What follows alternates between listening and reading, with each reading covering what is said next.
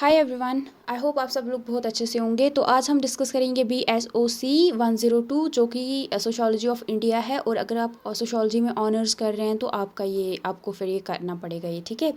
तो I think ये 14th को आपका एग्ज़ाम होने वाला है इस सब्जेक्ट का। तो इसलिए मैं आपको जो जून 2022 वाले बच्चे जिन्होंने एग्ज़ाम दिया था ये उनका पेपर है, ठीक है। तो आई होप आपको इससे थोड़ी हेल्प मिलेगी पैटर्न वगैरह समझने में, और समझ आएगा कि कौन से चैप्टर्स जो हैं वो इम्पॉर्टेंट है।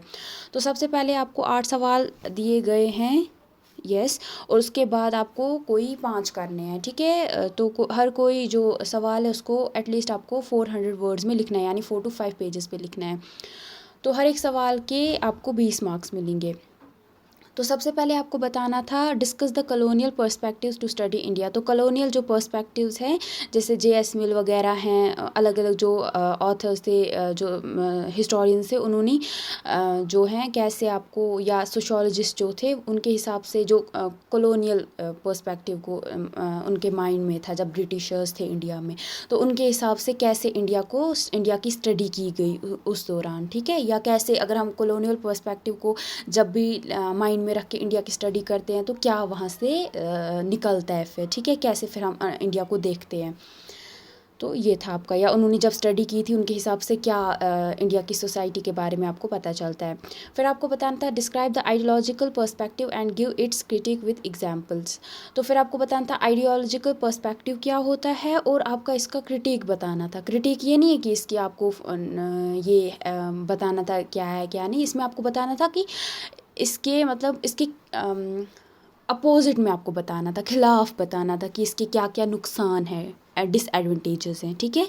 इसके क्या क्या नुकसान या आप बताओ कि इसकी क्रिटिक, या आप समझो ऐसे कि इसके कुछ ऑथर्स होंगे, कुछ थ्योरिस्ट होंगे जिन्होंने इसके खिलाफ बोला है, ठीक है। आइडियोलॉजिकल पर्सपेक्टिव को उन्होंने बोला है कि नहीं नहीं ये हमें नहीं चाहिए, ठीक है, उसके खिलाफ बोला है, वो आपको बताना है, सिंपल, ठीक है। उसके बाद आपको बताना है ये जो सबल्टर्न होता है ये क्या होता है, ठीक है। Discuss the contribution of Ranajit Guha to the subaltern studies.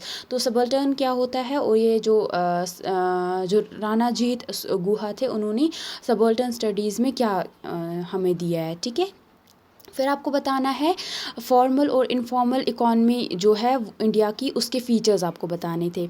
फिर आपको बताना था discuss the structure of Indian polity after independence. आज़ादी के बाद जब इंडिया आज़ाद हो गया उसके बाद क्या क्या हमारी जो इंडियन पॉलिटी है, पॉलिटिक्स है, उसमें क्या चेंजेस आए, उसका कैसे स्ट्रक्चर बदल गया। फिर आपको बताना था what are the different types of industries found in India. आपको जो अलग अलग टाइप की जो इंडस्ट्रीज़ हैं जो इंडिया में पाई जाती हैं वो कौन सी हैं, और उसको एग्जाम्पल के साथ डिस्कस करना था। फिर आपको बताना था discuss the contribution of any one of the classical thinker on religion. तो आपको बताना जो क्लासिकल थिंकर्स थे हमारे, उन किसी एक के बारे में बताना था, उन्होंने रिलीजन के ऊपर क्या क्या लिखा है और क्या क्या कॉन्ट्रीब्यूट किया है। फिर आपको बताना था जो बेसिक कॉन्सेप्ट ऑफ किनशिप क्या होता है, ठीक है। तो ये था आपके। अब आपको एक बात याद रखनी है, इन सारे जो क्वेश्चंस हैं इनको एक बार देखो और बुक खोलो और देखो ये इनको कहाँ से पूछा गया है, किन चैप्टर्स में से इनको पूछा गया है। टोटल अगर आपके 12 चैप्टर्स हैं, आप देखो 12 to 13 हो सकते हैं, तो अगर ये 8 में से पूछे गए हैं, ठीक है, या 7 में से पूछे हैं, जो बाकी के बचते हैं ना, इस बार आपको उन पे ज़्यादा फोकस करना है, ठीक है, क्योंकि इस बार ये वहीं से ज़्यादा मेनली क्वेश्चंस पूछेंगे। और आपको जो असाइनमेंट्स है प्लीज़ उन पे फोकस करो, वहाँ से भी क्वेश्चंस रिपीट हो सकते हैं, ठीक है। यहाँ से कोई एक या आधा क्वेश्चन रिपीट हो सकता है, ज़्यादा नहीं होंगे, ठीक है।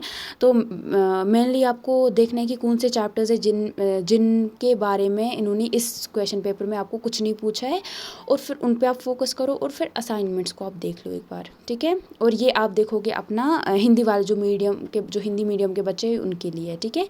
आप प्लीज़ इसका स्क्रीनशॉट उठा लो और फिर आप इसको देख सकते हो, ठीक है।